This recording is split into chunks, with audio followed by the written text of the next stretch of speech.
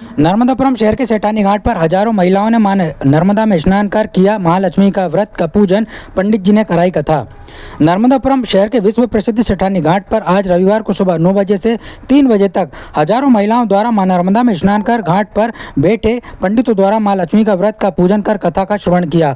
पंडित सर्वेश व्यास जी द्वारा बताया गया कि इस बार महालक्ष्मी व्रत 14 सितंबर दिन रविवार को किया जा रहा है। हाथी पूजन और हाथी अष्टमी के नाम से भी जाना जाता है, क्योंकि इस व्रत में हाथी पर बैठी देवी लक्ष्मी की पूजा की जाती है। धर्म ग्रंथ के अनुसार भाद्रपद मास के शुक्ल पक्ष की अष्टमी से लेकर अश्विनी मास के कृष्ण पक्ष की अष्टमी तिथि तक महालक्ष्मी व्रत किया जाता है। 16 दिनों तक चलने वाले इस व्रत का समापन इस बार 14 सितंबर रविवार को किया जा रहा है। इस दिन हाथी पर बैठी देवी लक्ष्मी की पूजा का विधान है, इसलिए इस व्रत को हाथी अष्टमी और हाथी पूजन के नाम से भी जाना जाता है। इस व्रत का पूरा फल पाने के लिए इसकी कथा सुनना भी जरूरी होता है।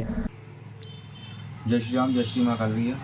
पंडित सर्वेश व्यास हमारा नाम है जी। देखिए, ऐसा है कि महालक्ष्मी व्रत एक बहुत ही पुण्यदायी व्रत है और इसको बड़ी ही प्रेम पूर्वक श्रद्धा भक्ति भाव से महिलाओं को इस व्रत को करना चाहिए। वह महिलाएं करती हैं इस व्रतांत को।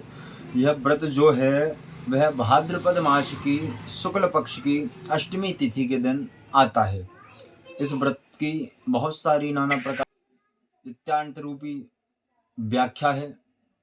इस व्रत को बड़े प्रेम पूर्वक महिलाओं को करना चाहिए। प्रातःकालीन उठ करके इस व्रतांत को करना चाहिए। स्नान आदि जलाशय में जाकर के, नदी में, सरोवर में, मां नर्मदा में स्नान करें। स्वच्छ वस्त्रों को धारण करना चाहिए। तत्पश्चात मां भगवती लक्ष्मी की प्रतिमा को स्थापित करके, गणेश अंबिका का स्थापित करके, भगवान वरुण कलश दीपक को स्थापित करके महिलाओं को इस व्रतांत को करना चाहिए। और महिलाओं को व्रतादि भी इस व्रत को करना चाहिए, उपवास भी करना चाहिए, जिससे कि महिलाओं को इस संकट व क्लेश और दरिद्रता दूर रहती है और माँ लक्ष्मी की विशेष कृपा महिलाओं पर व उनके परिवार पर बनी रहती है। और हमारे घर में जो दोष या बाधा विपदा या आपत्तियां रहती हैं वह भी नष्ट हो जाती है और धन की हमारे ऊपर कृपा बनी रहती है। माँ लक्ष्मी का आशीर्वाद बना रहता है और हमें भी करना चाहिए व दूसरों को भी इस व्रत को करवाना चाहिए। इस व्रत की बहुत सी नाना प्रकार की यत्वांत रूपी व्याख्या है